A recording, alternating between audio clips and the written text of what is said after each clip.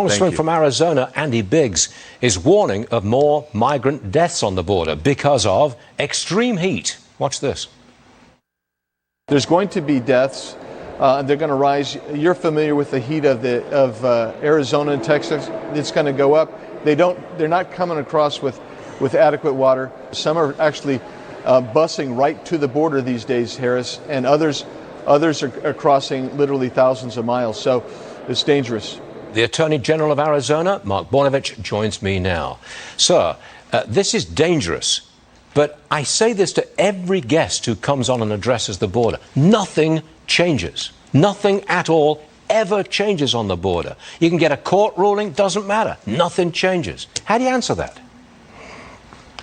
Yeah, Stu, thank you for having me on once again. And we are running out of adjectives to describe the chaos, but the reality is we've never, ever seen it this bad here. As an Arizonan, as the Arizona Attorney General, as someone who's a federal and state prosecutor, I have never seen it this bad.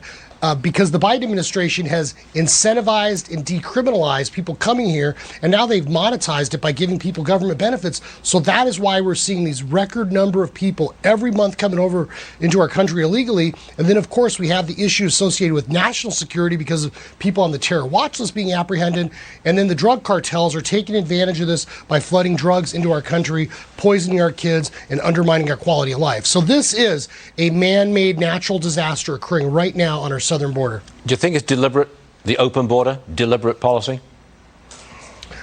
Look, I mean, I was a prosecutor, and you look at facts, you look at evidence, and at first I think we thought Joe Biden and his administration wanted to abolish ICE, but I think this is kind of that neo-Marxist leftist dream of just eradicating borders. And they just want to, I think, get as many people to come into this country as quickly as possible to overwhelm our system and to get a bunch of people dependent on central authority, the central government, and then they can usher in their neo-Marxist revolution.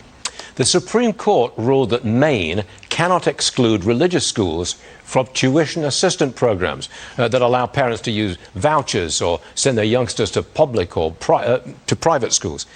I believe you were on the brief to the Supreme Court. You supported this, is that correct? We supported the right of parents against the states like Maine to discriminate against people based on exercising their First Amendment rights. In this country, unfortunately, there was an ugly history in the 19th century where there was a lot of anti-Catholic, a lot of Eastern European bias, where these states created, in fact, Senator Blaine tried to create national laws that would prohibit any sort of quote-unquote aid to religions. And so this is kind of a vestige, and I'm glad the Supreme Court now is finally addressing this to tell everyone that it's parents can control their kids' education, and we need choice because education is the ticket to upward mobility in our society, and no one should be discriminated just because they want to send their kid to a religious school. Seems like there's almost a political theme developing here that parents have the right and the responsibility to have more say in their children's education. It's a theme developing all around the country, and you're part of it, I think. Yeah, absolutely, Stu. In fact, just this week we've sued the Scottsdale Unified School District because we believe board members need to be removed for violating open meeting laws. They were shutting down parents just because they were speaking out against, mandates related to wearing masks and everything. And so we have to remember, it's the parents that created the schools.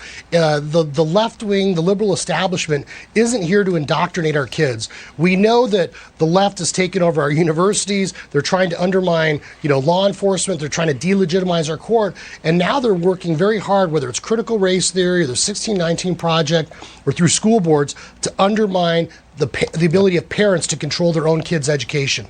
Mr. Attorney General, anything you can do to break the teachers' union monopoly on public schools, we're with you all the way. Mark Brnovich, thanks for being... I'm fighting hard, Stu. Thank you. Yes, you are. Thank you very much indeed for that. Thank you, sir. Thanks.